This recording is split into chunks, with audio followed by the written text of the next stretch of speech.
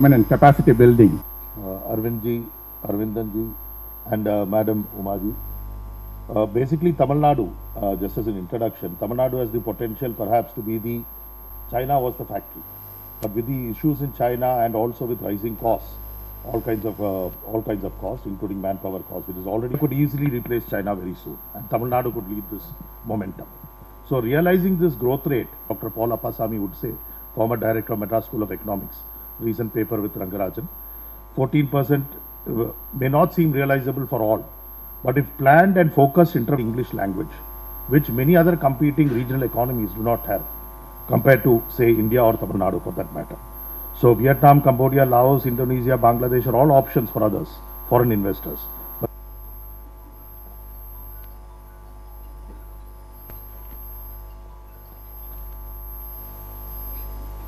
Dr.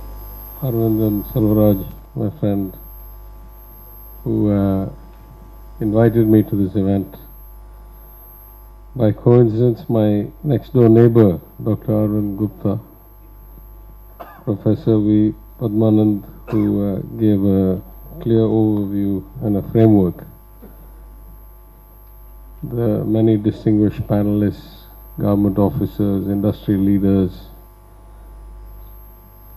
thought leaders who are here today for this very important gathering towards our Chief Minister's vision towards making that a reality. I welcome all of you. I wish you a good morning. I thank you for coming and thank you for inviting me. Actually, this topic has a bunch of structural constraints for me, which I will start with. When you have a target that is a $1 trillion economy, you have a lot of variables that are not in your control, at least from a mathematical perspective. We don't know what the FX rate is going to be by 2030. We don't know what the global economy is going to do, and much as we'd like to think, and I have emphasized in the House that we have hedged our position in such a way that Tamil Nadu will be more resilient than most. That doesn't mean we'll be completely insulated. So were the global economy to go into a recession as some fear, then obviously that has some impact on our ability to reach this target. In fact, it's also not clear because we haven't had a census in 2021 and there's no sign of the census starting again, though we're in 2023. We don't even know what the population trajectory of Tamil Nadu really is. The last data we have is from 2011, and after that we have been using other cross-references. We take the ration card database, or we take the voter database, or we take the birth registrations and therefore the TFR, and we start to kind of derive what we think the population is. But if our population trajectory is down as we think, which is because of a total fertility rate of only 1.6, then that's going to have a significant impact when you talk about the gross number. I'd actually go one step further. About a month or so ago, I got additional responsibility for the Economics and Statistics Department, which is the key kind of agency or the nodal agency for a lot of the calculations. And though it doesn't seem like it, a lot of things that are Government of India programs or schemes or data or vision actually get generated by the states, by the local bodies, so forth. So for example, though the Election Commission of India is an entity, in fact when elections are run, 90-95% of the people staffing the election are state employees, starting from IAS officer who is the election commissioner of the state. Every district collector becomes the district election officer, and so on, down to school teachers who become the booth, kind of execution people. So in that sense, the Economics and Statistics Department of Tamil Nadu and those like it in the other 30 states are actually key contributors to the overall, the gross data that we see published by the Government of India. I already had some concerns about the quality of that data and some of the calculations. These were validated when some internal discussions happened about the way the state borrowing limits are set and how the union government, Union Finance Ministry calculates certain things. After having taken over the department, I'm even more concerned. I'm not saying that the numbers are bad, I'm just saying the practices are dated, and I think we should really be fundamentally re-examining them. And if that's true for Tamil Nadu, that's also true for most other places. So it's possible we are actually noticeably underestimating the actual economic activity. I say all this because I say at some level, though it is a very clear target and one that we can all coalesce around, the quantitative outcomes are in many ways not 100% or not even substantially in our control because of all these variables that we can't, fathom. And therefore, I think really we should think of this more in directional things and more in kind of input. What kind of input gives you what kind of output? So I saw the paper from the Madras School of Economics, former Governor C. Rangarajan and his associate. It had some issues, but those are not that relevant again. The quantitative basis of a lot of things is a bit shaky. Qualitatively, I'm very happy to see that in this event, we are starting to break down the components or the factors that go into driving the economy. Because really, you could have abstract goals or quantitative goals, and unless you know which steps lead you in which direction at what pace, it's very difficult to know whether you'll reach the destination or not. So the government of Tamil Nadu, for example, has already issued a tender, and I think it has been decided, though it's not been released, about who will be our knowledge partner in coming up with a more concrete, both in terms of factors, but also in terms of specific industries at specific parts of the cycle. For example, when we are in the sweet spot of a big transition away from China in terms of manufacturing and logistics and supply chains, and also from Hong Kong in terms of financial services, which is very meaningful for Tamil Nadu because we have an oversized share of the financial services ecosystem, even within the kind of IT and fintech space. And also the economy still seems to be going okay, though the rates are much higher than they used to be a year and a half ago. Somehow the bond markets and the stock markets haven't fully kind of collapsed. In fact, the bond markets are suggesting that maybe inflation will be controlled and maybe there will be a soft landing after all without seeing extreme outcomes. But markets are only estimators, so we have evidences of multiple dramatic crashes over the last century to know that the market is not always got that kind of 2020 foresight. In the factors, the industries, the locations, the sectors, I think this breakdown is a particularly good one in terms of from the policy level, and by policy that includes in a substantive way the government's policies, at least the fiscal policies, the monetary policies not set by us, by the Reserve Bank, and that's a pan-India thing, but the fiscal policy is significantly determined at the state level. I'll come back to that in a minute. I think infrastructure and logistics, as I've said many times before, in an ideal world, what we see as a borrowing limit, if we were in compliance with the FRBM Act, or the equivalent for us is the FRA Act, of 0% revenue deficit or zero revenue deficit and 3% under normal circumstances fiscal deficit, then that 3% is not just a ceiling, but in my opinion, in a responsible government, it should be close to the floor as well, meaning we should aim as aggressively as possible for the 3% borrowing for capital investment. Because whenever you have the state borrowing, you get many advantages. The first is that it will be the lowest cost funds relative to most corporates or other entities. The second is that the likelihood of execution without hiccups, without red tape is much higher when the government itself is the execution agent as opposed to private enterprise. The third is that the government normally does projects that have huge multipliers, because we do roads and bridges and ports and airports and hospitals and drinking water systems, which can increase either trade or productivity or access significantly, and therefore will have much greater multiplier effects on the economy.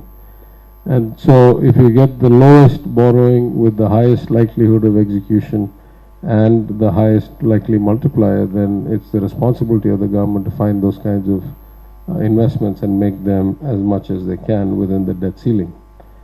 There are some issues. I'll come back to that. Credit is of course key. As I personally attend every quarterly state level bankers committee meeting since I became finance minister, I re-emphasize all the time that without the flow of credit, especially in a country like India, where there is not too many efficient sources of financing. You take a developed economy like the US or Europe, you'll find the debt markets are higher valuation in most cases than the equity markets, because there's a natural need for debt markets. All those who are trying to move money forward and back in time, the insurance companies, the pension funds, the actuarial investors will all be trying to get relatively guaranteed returns in the debt market. So you'll have a fixed income model that is a huge funder. So if you look at the US, for example, 85% of all debt will come from the markets, and only 10 or 15% will come from the banks. That is non-domestic, non-mortgage debt. In India, that's not true. In India, it's probably the reverse. Even at state financing, states like Tamil Nadu have significant access to the market, and probably 85% of our borrowings come through the market, even if they're state development loans or other bonds. But if you take states that don't have such good credit ratings, most of their money comes through the banks. So credit in India is mostly bank driven, but the development of markets and the facilitation of bank credit, especially as here listed in green finance, for example, Government of Tamil Nadu has announced under the TNIFMC, which I chair, the alternate fund manager, that we'll issue a green fund, and it's being received well. Labor is the key. Average productivity of your workforce is probably the single determiner of your relative position in the global economy. These days, capital is quite fluid. These days, the trade avenues are relatively unrestricted.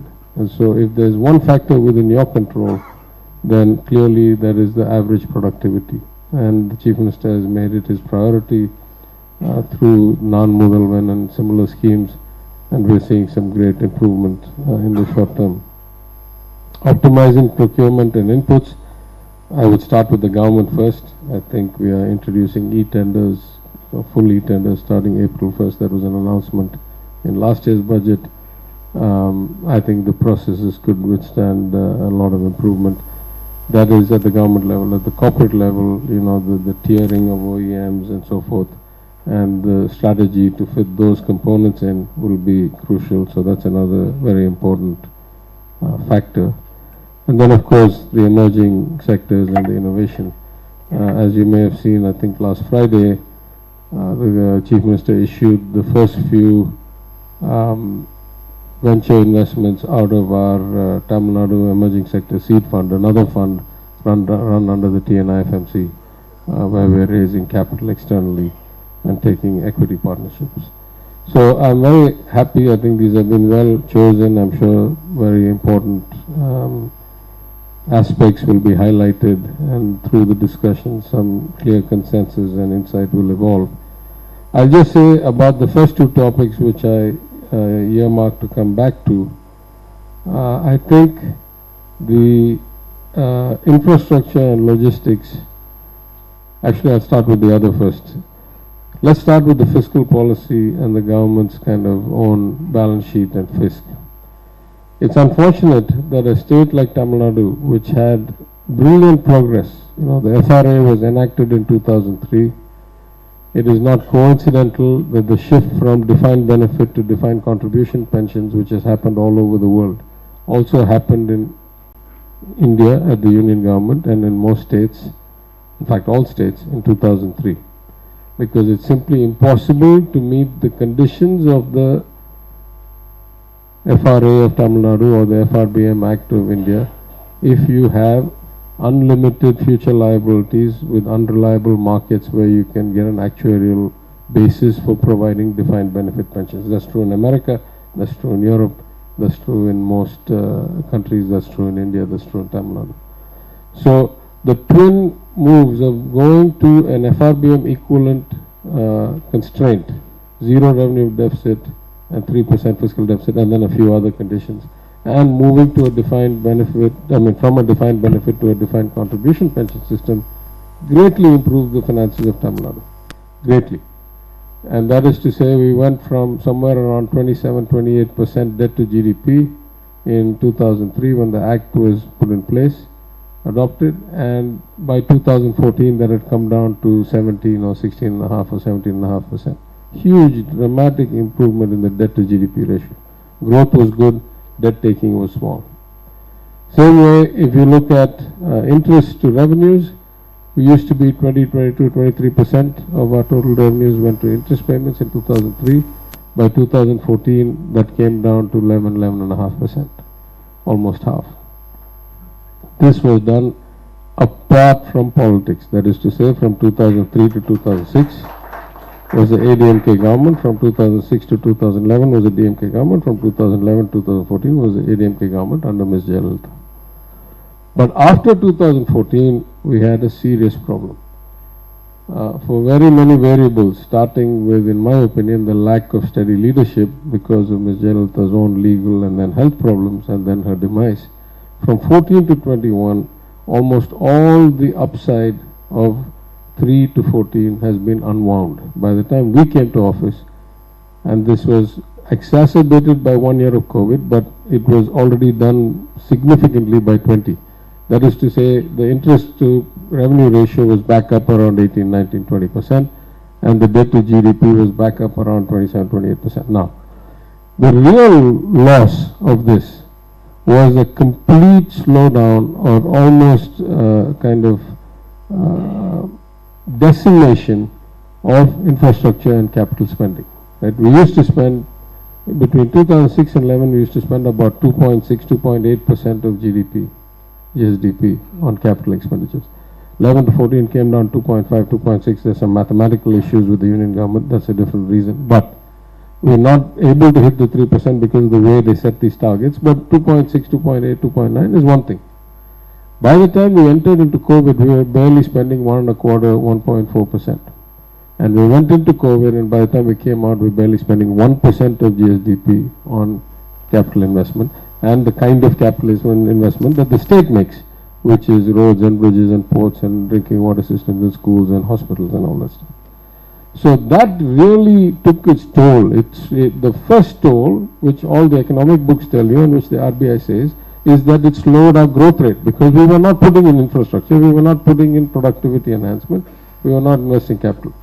But what it also did, a second order effect, was it made our interest to revenue go up a lot because we were still borrowing at or above the limits, and we were using those all to fund revenue deficits. And so, we ended up having interest payments soar. And then there was a third order effect which I didn't really realize till I came to office, which is that the capacity to build infrastructure, the capacity to do capital project execution has deteriorated. I suppose the natural outcome. If the state cuts down its investment from 3% or 2.8% to 1%, surely businesses are not sitting around waiting for the day it will invest. So in the same time, the government of India actually, because its shift, as is very clear mathematically, again I'm not talking politics, they shifted a lot away from social sector spending towards infrastructure spending, and so there was a lot of demand from union government spending to go into infrastructure. And so a lot of this capacity, this building capacity, the execution capacity has shifted focus, and we don't really have the capacity to execute. So both last year and this year, though the final numbers are not out, we showed the interim review which the FRA Act requires me to do as Finance Minister. I did that and presented it to the House earlier this month, where we are just not on pace to spend as much in the capital investments as we would like. Last year also we missed the target a little bit. The pace this year suggests we'll also miss this year's target a little bit. Part of that is that we don't have the execution ability.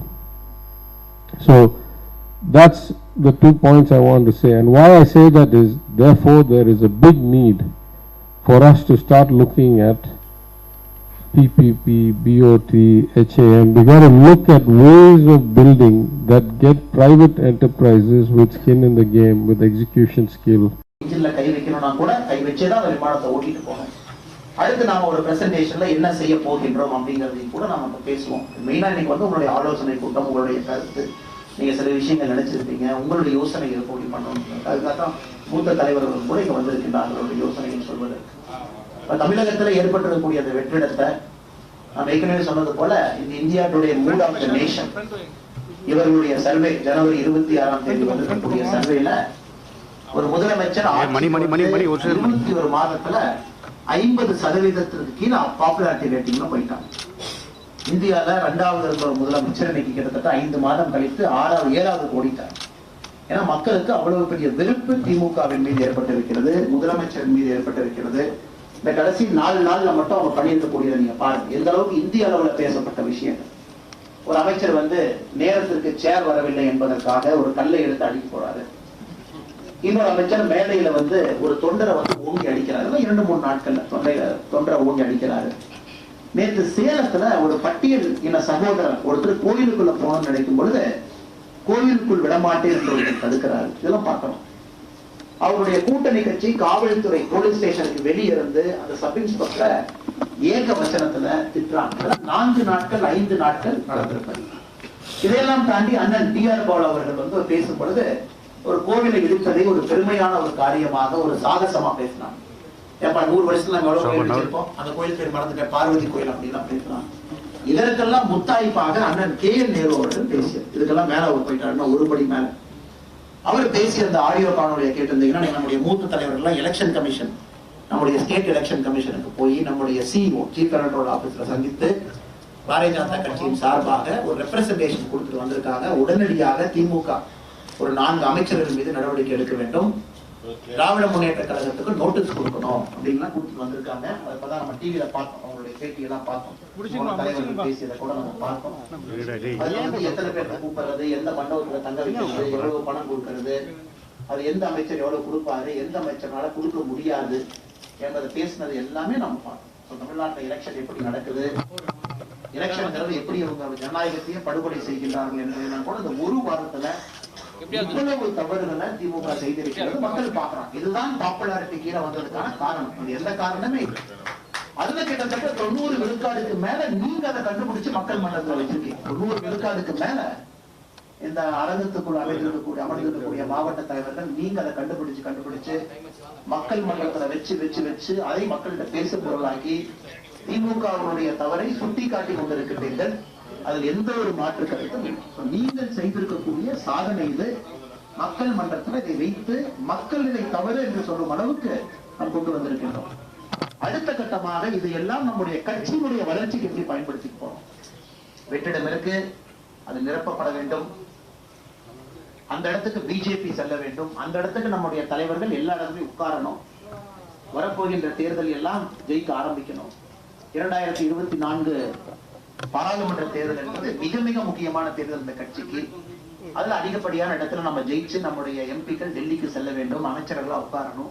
இந்த மாதிரி பல முக்கியமான விஷயங்கள் அடுத்த 13 மாதங்கள் இந்த கட்சி எப்படி போகுது அப்படின்னு ஒரு 13 மாதத்துல வந்து நமக்கு தெரிய போகுது. இது வந்து டூஆர் டை, வாழ்வா சாவா அப்படிங்கிற நிலைமைக்கு வந்துடும். நமக்கு தெரியும் வெற்றிடம் இருக்கு, நமக்கு தெரியும் எழுச்சி இருக்கு, நமக்கு தெரியும் மோடி ஐயா அவர்களுக்கு மிகப்பெரிய ஆதரவு தமிழகத்தில் இருக்கு. இதெல்லாம் நமக்கு அதை எப்படி பயன்படுத்திக்கிறோம். கடந்த 4-5 மாதங்களாக எந்த அளவுக்கு எங்களால் முடியுமோ உங்களை அந்த அளவுக்கு தயார்படுத்தி இருந்தோம். பூத்து கமிட்டியை மாசம் ரிவ்யூ பண்ணோம். மாதம் மீட்டிங்க்கு மாவட்ட தலைவர்கள் வந்திருந்தீங்க. ஒரு மாதமும் பார்த்துக்கிட்டே வந்தோம். பூத் கமிட்டி எவ்வளவு போட்டிருக்கீங்க, சக்தி கேந்திரம் எவ்வளவு பில் பண்ணிருக்கீங்க, பொறுப்பாளர்கள் எப்படி வச்சிருக்கீங்க, நிர்வாகிகள் எந்த அளவுக்கு அவங்களுடைய ஏரியால ஆக்டிவ் பாலிடிக்ஸ் பண்றாங்க, இதெல்லாம் இப்ப 4-5 மாதங்களாக பார்த்து கொண்டு வந்தோம். அடுத்த 3 மாதங்களுக்கு 90 நாட்களுக்கு நாம கொடுக்க போற வேலையை வந்து டெய்லி மானிட்டரிங் பண்ண போறோம். நம்ம கால் சென்டர்ல இருந்து தினமும் 90 நாட்களுக்கு உங்களுக்கு வந்து டெய்லி ரிப்போர்ட் நம்ம வாங்குவோம். பிப்ரவரி 6ஆம் தேதியிலிருந்து தினமும் பெரிய வேலையில ஒரு நாளைக்கு 2 மணி நேரம் தான் உங்களுக்கு வேலை. அது எல்லாம் ஃபார்மாலிட்டி ஸ்ட்ரக்சர் எல்லாமே உங்களுக்கு பிரசன்டேஷன்ல பாப்பீங்க. அதுல 6ஆம் தேதியிலிருந்து டெய்லி ரிப்போர்ட் நம்முடைய மாவட்ட தலைவர்கள் சில ஆங்கிள் கேட்போம். பூத் கமிட்டி, சக்தி கேந்திரம் நம்ம கேட்போம். இதை வந்து ஆர்கனைசேஷன் ரீதியில நாம் பலமாக இருக்க வேண்டும்.